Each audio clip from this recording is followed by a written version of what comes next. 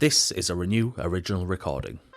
Hello and welcome to Believe in People Extra, the companion mini-series to our award-winning podcast about all things addiction, recovery and stigma.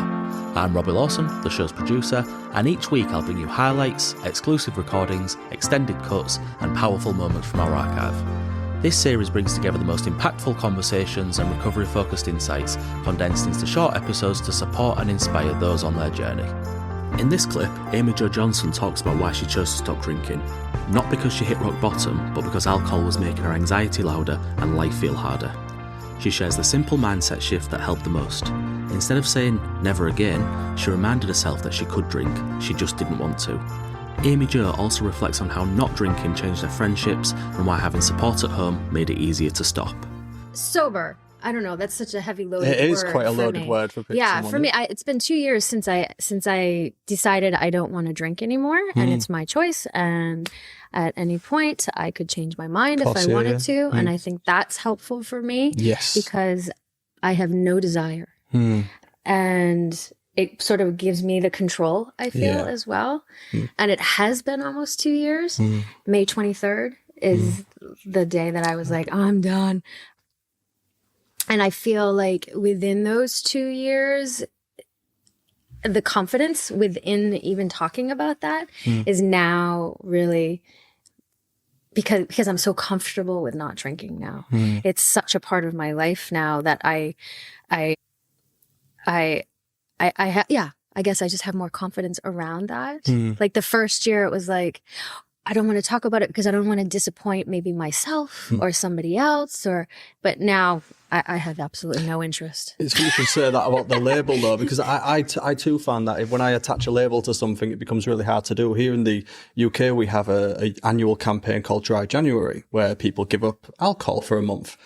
I probably do that subconsciously a lot. But if I say to myself, I'm going to do Dry January, all I will want is I'll probably get cravings to have an alcoholic drink. Yeah. So the label of it, of saying I'm doing this or I'm committing to this, I find that quite hard. So it's nice that you have that, the flippancy that you could, you know. Yeah. So that was advice given to me from a mentor of mine. His name is Robert.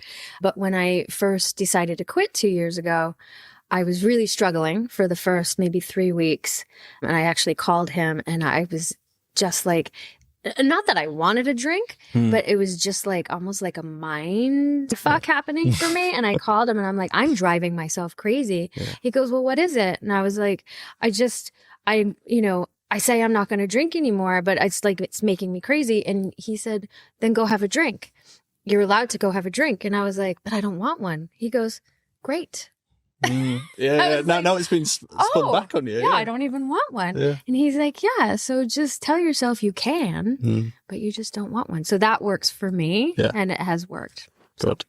At the 1 year mark, you decided to share a profound statement that reached hundreds of thousands, if not millions. I'm going to read it out, actually, because I've got it here. It says here, a year ago, I found myself struggling to stay okay. I was perpetually depressed, I had anxiety, and it was scaring the shit out of me. I knew I needed to blow something up in my life. I knew I needed a drastic change. So instead of breaking up with my sweet boyfriend, I decided to leave an old friend called alcohol. Yeah, so that was a year after I had decided to stop drinking. And I felt comfortable enough to talk about it on social media within that, you know. And I did that because I tell you, that whole first year, I would find myself on social media searching for other people who had stopped. And I found that really inspiring. When I hear Drew Barrymore talk about it, it really inspires me. Yeah. So I decided to just do that because I know how much it meant to me when I would see other people that had decided to stop, that weren't necessarily hit rock bottom or necessarily, you know, alcoholics or whatever, you know. So I just thought, why not share that? Maybe it will inspire somebody. Yeah, absolutely. And you've got such a, you know, large social media following. You have such profound influence that people will look to you, and seeing you go through that, like you said, I'm sure will help plenty of other people as well. Yeah. And, you know, and the funny thing is like hearing that back, I still struggle with anxiety. I still struggle sometimes. I don't know if it's depression or it's more anxiety for me. I don't think I'm really depressed, but I think it's easier to sort of face all of that and find the tools to calm myself down, or without having the mind chatter of the alcohol, which to me, it became really loud of like, I wonder what I'm going to have to drink tonight, or what am I going to drink? Like everything was planned around alcohol. And to eliminate that from my life has been really interesting, even to see who I gravitate towards as friends, to who, I don't know. I just eliminating that entire aspect of my life has been so freeing. And really, I love it. Like, I find it very empowering to be able to go to a party and not even think about having a drink, or be able to, you know, all the different, I mean, I used to plan a drink that went with almost every occasion, right? Yeah. And to just not have that as a part of it. Has it impacted any of like you said then, I often find that when I speak to people, when they give up alcohol, sometimes they might find that their friends aren't inviting them to things anymore, or they maybe struggle to attend events because they don't have the comfort of alcohol, especially people with anxiety. And, you know, I've talked about social anxiety in the past and people who need a drink to go to social events. But I often find that when alcohol is removed, some people, they find that their friendship circles change because they're no longer being invited to things, or they don't want to hang out with friends who are drinking. Did you experience anything like that, or did things sort of stay the same for yourself?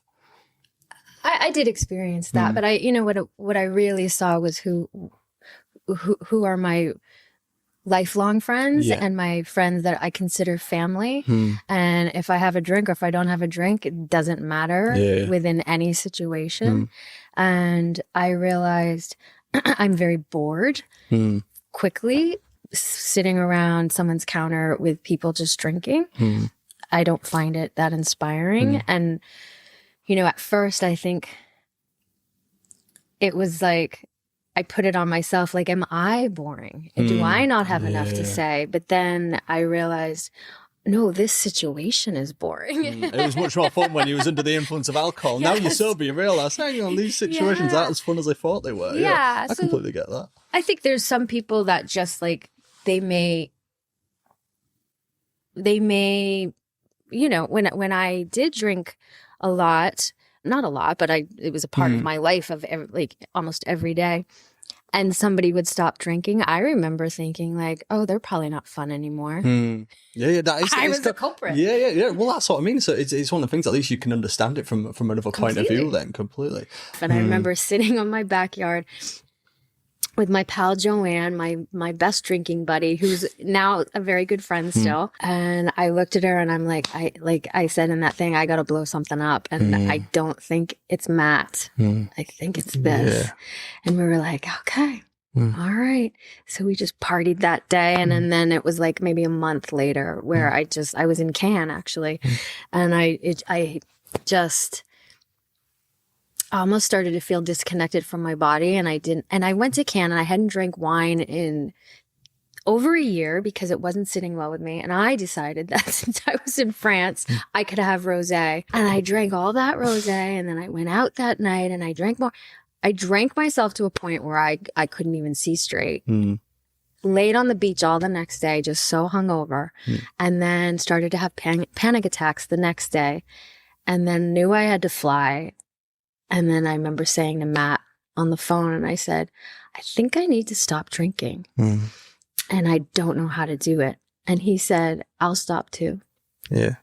And he stopped. And I do think it would have been so much harder. And just having that eliminated made it, I think, so much easier. I don't know. If Matt drank, I don't know if I would have been able to do it. And if you've enjoyed this episode of Believing People Extra, we'd love for you to share with others who might find it meaningful. Don't forget to hit that subscribe button so you never miss an episode, and leaving a review will help us reach more people and continue challenging stigma around addiction and recovery. For additional resources and to listen to this episode in full, explore the links in this episode description. And to learn more about our mission and hear more incredible stories, you can visit us directly at believingpeoplepodcast.com.